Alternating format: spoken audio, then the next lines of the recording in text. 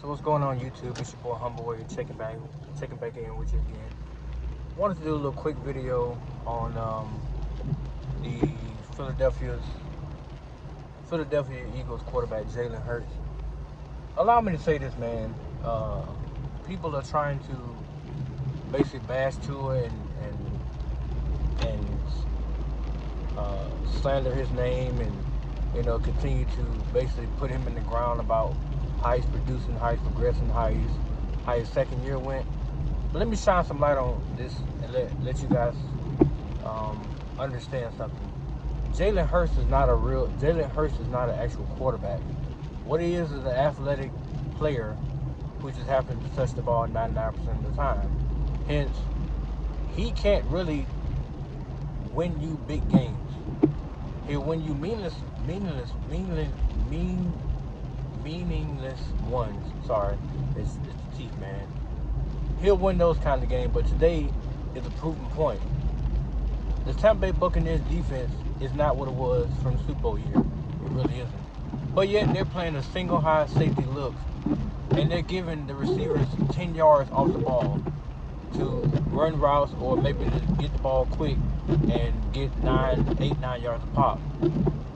Tell me why Jalen Hurts himself is not even recognizing what they're doing defensively. He is so spearheaded on running this play action or RPO type game that he's not seeing what the defense is doing. They're slowly clogging up the running lanes completely to where he can't run outside and he got to stay inside the pocket to make these passes. Yet, and still, he's trying to go, tick for tack down the field. And because of that, he's already thrown 2 picks. One of them, the DB literally was on top of the receiver the whole time.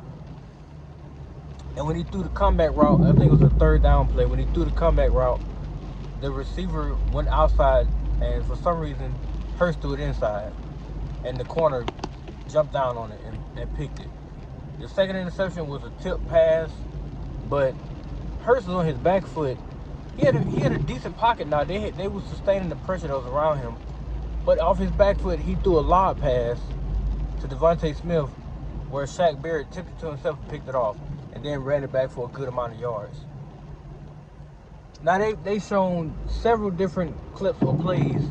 No, I'm sorry. That wasn't an interception. Not the first one. The first one was Devontae Smith double moved Dean, the DB from Tampa Bay. He double moved the kid all day long, double moved him. Then, instead of Hurts throwing the ball when he got open, which he was open after he did double move because Dean failed. He failed, which left Devontae wide open. Instead of Hurts throwing the ball, he tried to square his body up as he was running, and then when he got to release the ball, 32 shot across from he was like 10 yards off, but he shot across the field in the end zone to make the pick by the pylon. And Devontae Smith looking like, bruh, what else can I do now? What else can I do?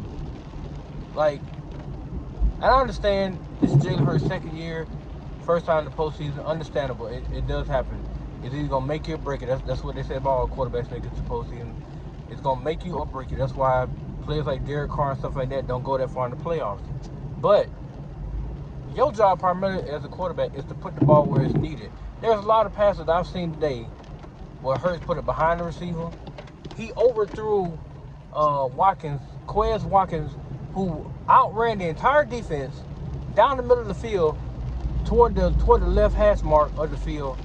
He outthrew him by 10 yards and he was wide open by himself. Overthrew him by 10 yards. Now anybody else, that's right, Tua, Carson Wentz, Brady, Aaron Rodgers, Drew Brees. No, we should go recent quarterbacks. Justin Herbert, Russell Wilson. That's a touchdown right there. That's a touchdown. You give me that, and then dude get by everybody, and he by himself? That's a touchdown, ladies and gentlemen. That's a touchdown. But Hurts overthrown by 10 yards. And you know what's not going to be said tomorrow? What he did wrong. You know what will be said? What the numbers that he managed to put up against a quote-unquote daunting defense, which they are not. And Tampa Bay offense is not that impressive either, because they're struggling right now to quote unquote pass the ball because of the horrible offensive line play due to the injury they've been sustaining. But Jalen Hurts is not the answer, Philly. He's not the answer. Because you can't go a whole season, which he did, and the numbers he put up, he put up 3,141 yards. He had just 16 touchdowns and 10 interceptions, I think. So he only put up, and he played all 18 games now. He played all 18 games and only put up 3,100 yards. Tua played in 10 games and put up 2,600 yards. So he was 500 yards short. No, not 500. He was, no, 26, 31. So he was 5,000 yards short of Jalen? Because he put up 2,600? Yeah, he was 5,000 short of Jalen. Or 500, one or the other. I gotta go back and look at it. But no, I'm right. He was 5,000 because he had 31. No, he was 500 yards because it's 2,600 and 3,100. He was 500 yards short of Jalen Hurts, and Jalen played way more games than he did. So with less games, Tua threw nearly as many yards as Hurts did.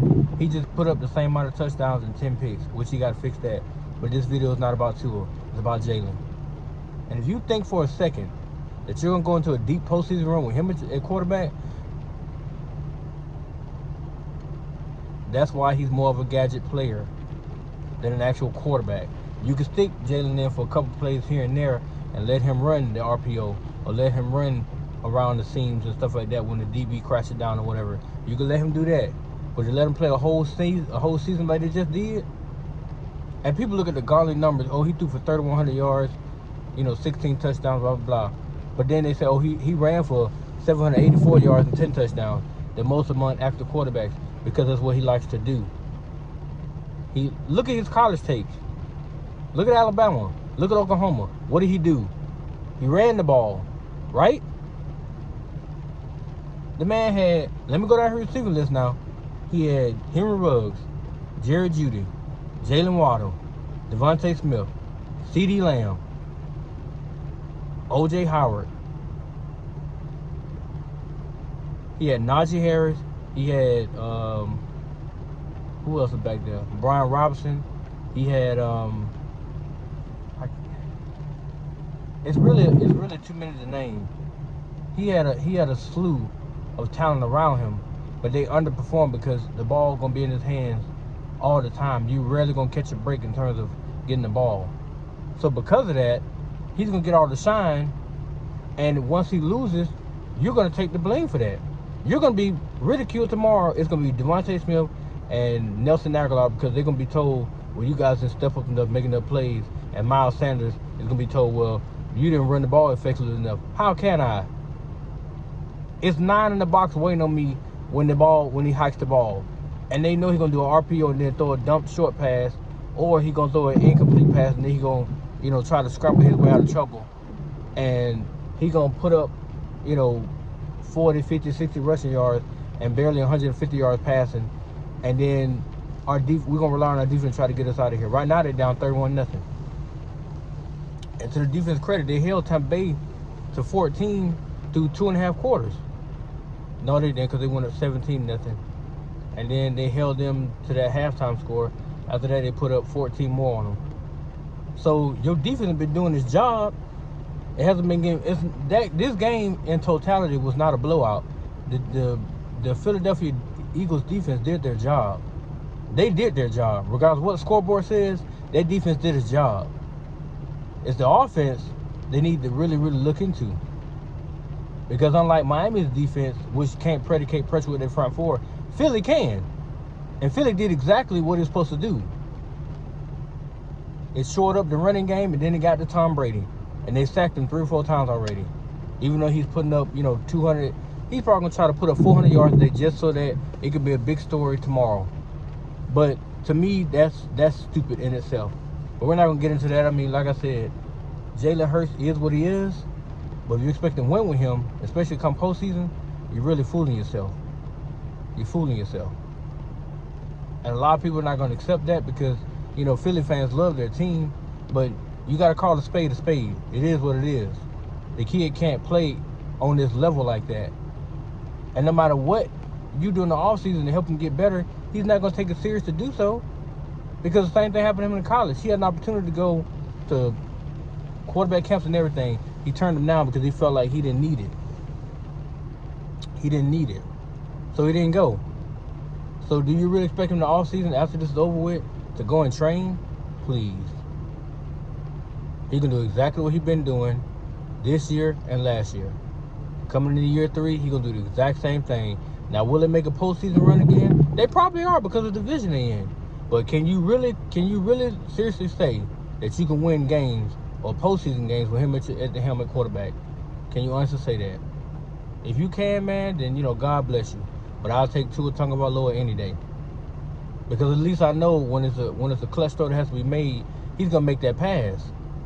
They gave him windows to throw through, and he's throwing it behind the receiver who's already open.